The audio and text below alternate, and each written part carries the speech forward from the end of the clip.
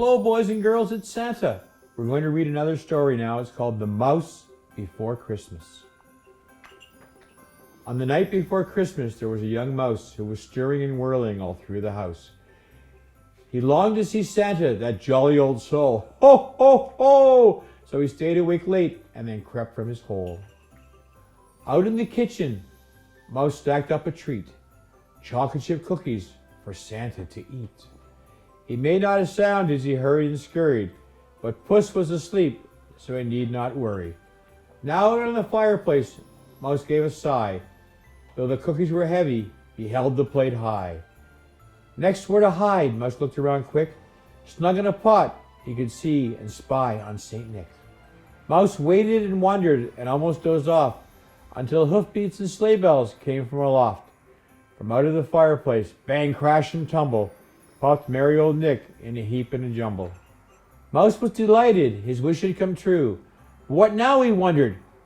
What more could he do? As Nick stuffed the stockings, which started to sag, Mouse tippy-toed near for a peek in his bag. Soon Santa was done, time to hurry away. He snatched up his sack and sprang out of his sleigh. With a swoosh and a swish, Mouse was bundled inside, but down in the darkness there was no place to hide. It's stuffy, it's crowded, Mouse started to shout, and he squeaked and wiggled, scrambled to find a way out. He soon spied a place to poke his head free, then beheld all around him sights splendid to see.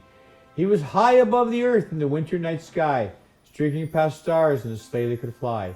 Mouse loved this new feeling, and when he looked down, far distance below shone the lights of his town.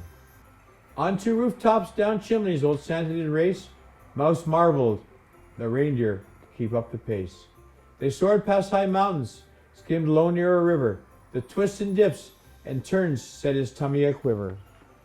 Over bridges and castles and towers they flew. The rooftops of London gave Mouse a great view. Thrilling sights waited in each foreign land. In Holland, the windmills by moonlight looked grand. Crossing cities and countries over desert and sea, past the Sphinx and two towers and Miss Liberty. At the end of the night, at the very last house, Santa peeked into his sack. Why, that's a young mouse. Mouse was so startled he feared he'd just squeak, but in Santa's kind gaze he found he could speak. Oh, Santa, I'm sorry for sneaking this ride, but your bag was so tempting, I climbed right inside. Santa just chuckled. Little friend, don't you worry. Hop on my hat, you'll be home in a hurry. Mouse clung to the fringe, the wind chilled his face. The rocket-like sleigh zoomed and hurled through space. Back home, safe and sound, there were presents for all. The one most liked best of all was a hat marked size small.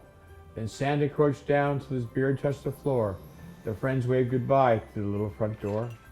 It was late at night. Mouse was ready for bed, but he wanted to try his new hat on his head. It was just like the right size. Not too big, not too small. A hat just like Santa's. Mouse felt proud and tall. Mouse snuggled down, letting dreams fill his eyes, hearing words meant for him from a voice deep and wise.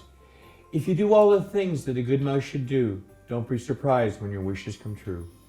Merry Christmas, dear mouse. Merry Christmas to you. Ho, ho, ho! Merry Christmas. The end of The Mouse Before Christmas. I hope you've enjoyed this reading.